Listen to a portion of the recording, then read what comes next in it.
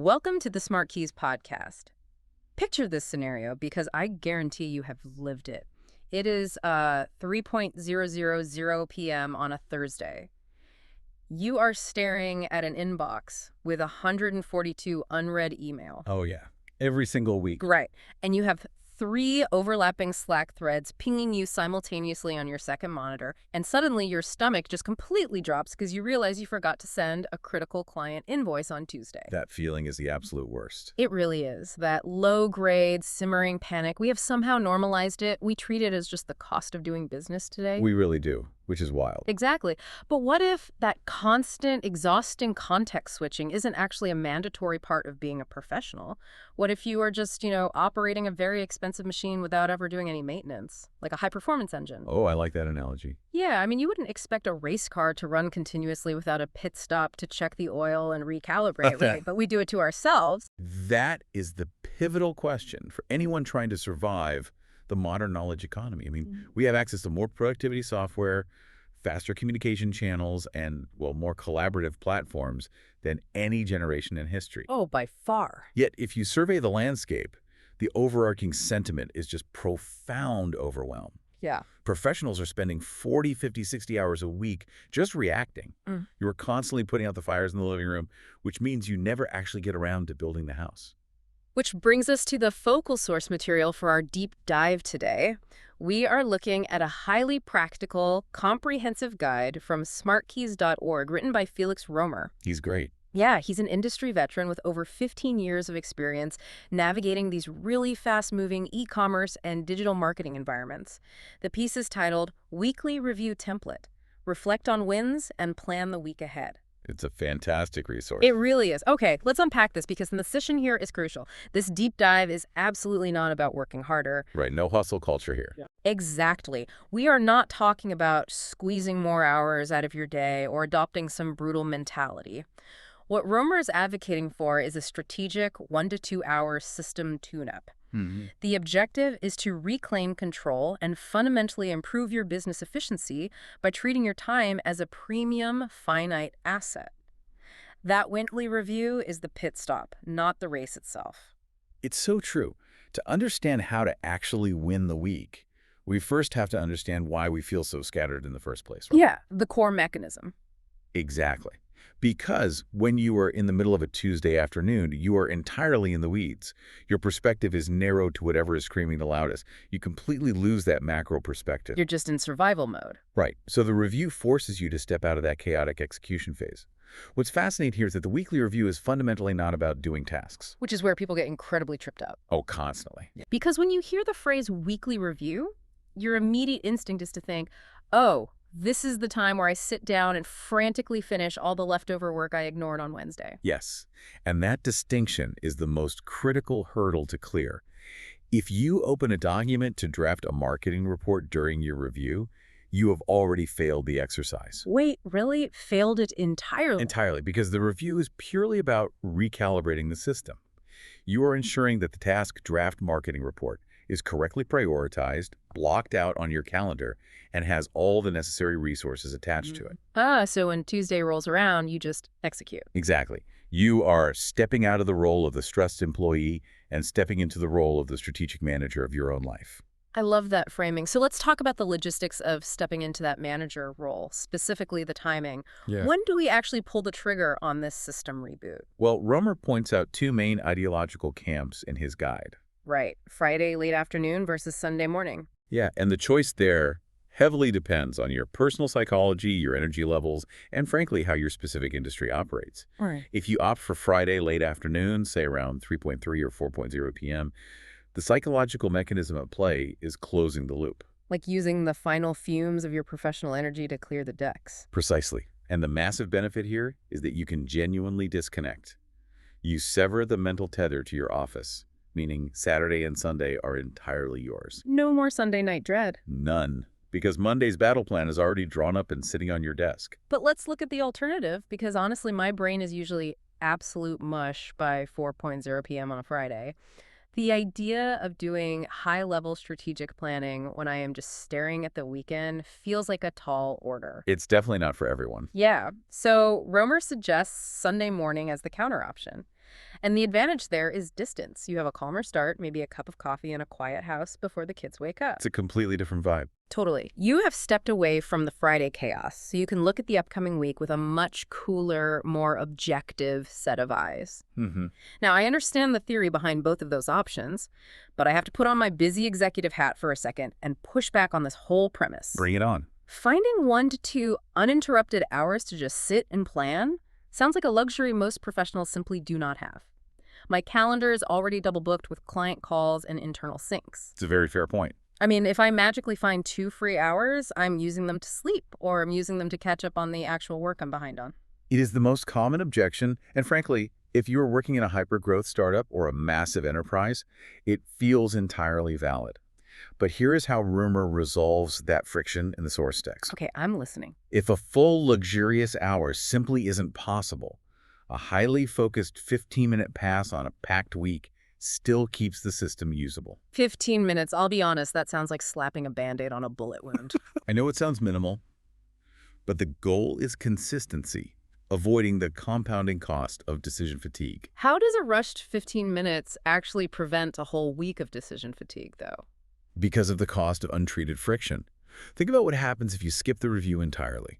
You spend the entire next week making ad hoc, split-second decisions about what to do next every time you finish a task. Like, should I answer this email or should I work on the slide deck? Exactly. And every single one of those micro decisions burns cognitive energy. Over 5 days, that decision fatigue is exhausting. So a 15-minute triage session? Yeah, just scanning for the absolute most critical drop balls and flagging your top 3 priorities. It saves you hours of that mental friction later. You are building a floor so your system doesn't completely collapse. Got it. So you scale the effort to the reality of your schedule. And to execute this, whether it's 15 minutes or 2 hours, the text outlines the required tooling. Right, the digital ecosystem. Yeah, you obviously need your calendar open, your email, and task manager. Römer specifically calls out apps like Todoist or Microsoft To Do. But the tool that stands out alongside all this software is his insistence on having a physical journal. Yes, for a brain dump. Exactly, a physical brain dump to sweep up uncaptured commitments. But why introduce paper when we have powerful digital tools that sync across all our devices? Because a screen is intrinsically a portal to distraction. Oh, that's true. The moment you open a digital notes app, you see a notification badge, and suddenly you are lost. Yeah. The physical journal is a tactile bypass. Writing by hand physically slows you down. It forces your brain to process the anxiety. Right. Rather than just typing a million miles a minute, you are fleshing out every loose promise, every vague anxiety, Right. and moving it from the volatile RAM of your brain onto a stable physical surface. But you get everything out on paper, and a massive, chaotic list of anxieties is just a different flavor of stress. How do we turn that scattered brain dump into a system we actually trust? That is where Römer introduces a highly repeatable workflow to prevent the review from devolving into a free-for-all. The 3-step framework. Exactly. Clear, current, and creative. Step 1 is get clear. This is the tidying phase, both physically and digitally. Like actually cleaning your desk. Literally putting loose papers in a tray, throwing away old coffee cups. But the digital tidying is where the real psychological shift happens. You close those 47 browser tabs you have been hoarding all week. Oh, I am so guilty of that. We all are. Let's dig into the mechanics of why that matters, though. It isn't just about making your screen look pretty. Every open tab is an open loop. Precisely. Psychologically, your brain is dedicating a micro fraction of its processing power to keeping the existence of that tab in your peripheral vision.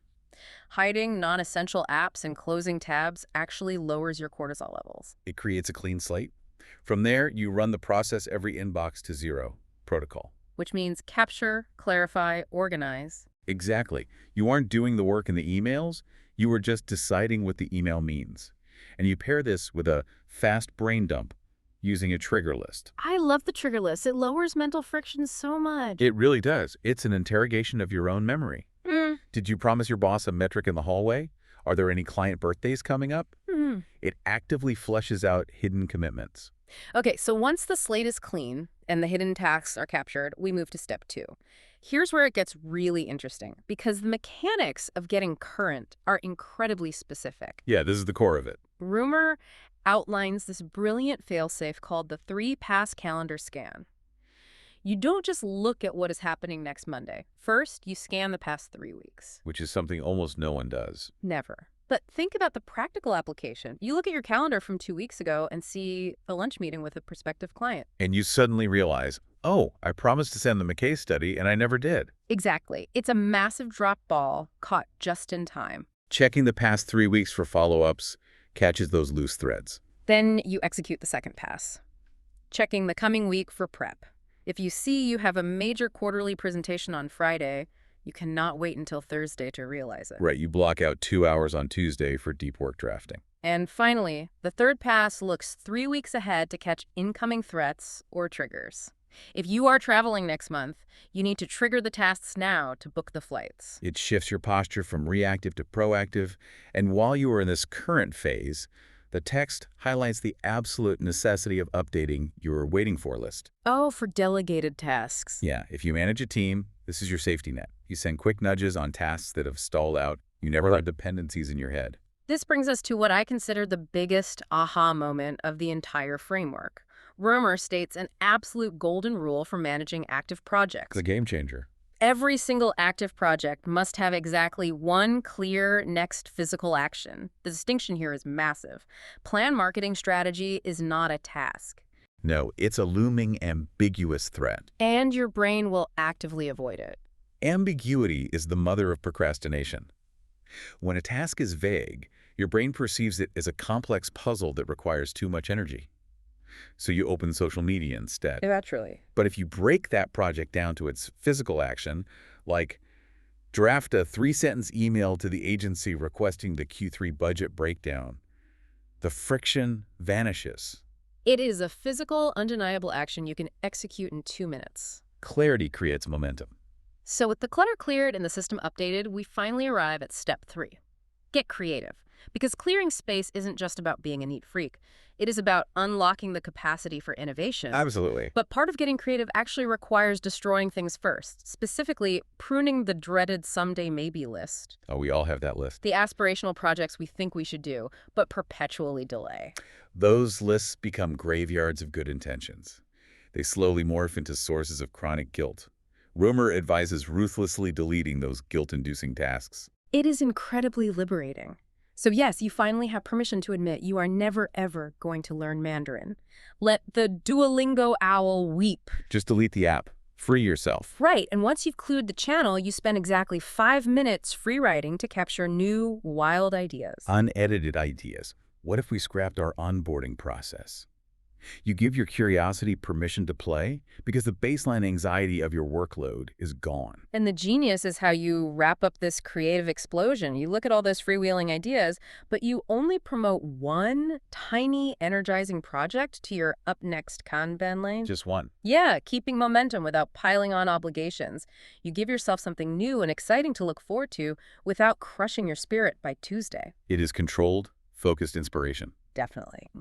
Now, if you follow these 3 steps, clear, current, creative systems of tutor, you have built a fully updated, highly functional system. But we have to address the reality that implementing and maintaining this takes effort. I mean, nobody wants to do administrative chores for fun, so we need to examine the hard ROI of this practice for businesses and individuals. If we connect this to the bigger picture, the macro-level business value is profound. How so? It all traces back to trusting the system. This practice directly reduces anxiety because the system feels trustworthy. It stops professionals from relying on memory. Which is notoriously fragile. Exactly. And that reduces costly context switching and drop dependencies in team environments. The entire operational rhythm of Agitness smooths out. It also fundamentally alters how you estimate your own capacity. The text discusses a very specific tactic, adding at least 25% extra time to all your estimates. To absorb surprises. Because human beings suffer deeply from the planning fallacy. We base our estimates on the absolute best-case scenario. Where the internet is fast and no one interrupts us. Right. By institutionalizing a 25% buffer, you protect your energy. When the inevitable surprise arrives, it doesn't derail your entire week. You combine those strategic buffers with the physical defense of your calendar through time blocking and batching. Batching similar tasks is huge. Yeah, instead of doing one invoice, writing an email, making a call, you process all your invoices in one block to cut the cognitive switching costs. It defends your deep work energy. But to know if any of this is actually working, you need factual feedback via metrics. Right, tracking just 2 or 3 simple measures? Like total words written, steps walked, or 90-minute deep work sessions completed. The psychological relief of that is massive. We have all had weeks where we feel like an absolute failure on Friday because we put out unexpected fires for 3 days. You feel like you got nothing done. But if you look at your tracker and see you still managed to hit your 3 targeted deep work sessions, it halts the emotional spiral. The objective metric proves the system held up. And conversely, it helps right-size your upcoming week. If your metrics show you consistently write only 2,000 words a week, you cannot realistically demand 10,000 words next week. It breaks the cycle of chronic overcommitment. So what does this all mean? Knowing the ROI is fantastic, but knowledge is only power when applied to real life. It has to be actionable. Right. And this brings us to the holistic view.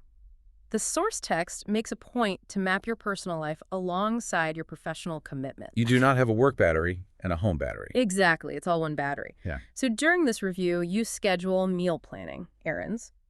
More importantly, you deliberately schedule a weekly creative play date. To intentionally recharge. Yes. And intentional outreach to connections, blocking 10 minutes to text an old mentor. Those small touches compound into a powerful professional network. The practical takeaway here is really a clear directive for the listener. Close the loop right now by picking your tool. Whether it's a Kanban app or a time-blocked calendar. It doesn't matter. Just pick one and block a recurring calendar slot for your first review. Keep it simple so the habit lasts for years. Start with just a 15-minute triage, if that is all you can manage. It is entirely about building a sustainable engine. This raises an important question, though, something to ponder. What if the ultimate secret to professional productivity isn't pushing harder on Monday, but actually protecting that play date and recovery window on Sunday? Whoa. Perhaps true business efficiency starts with how rigorously we defend our downtime. That's a great thought to end on. Thank you for tuning in to the SmartKeys podcast. If you want to master the system and truly stay ahead, make sure to subscribe to the SmartKeys podcast. And to get all the details on the workflow we discussed today, we highly encourage you to read Felix Römer's full article. You can find the link right in the show notes.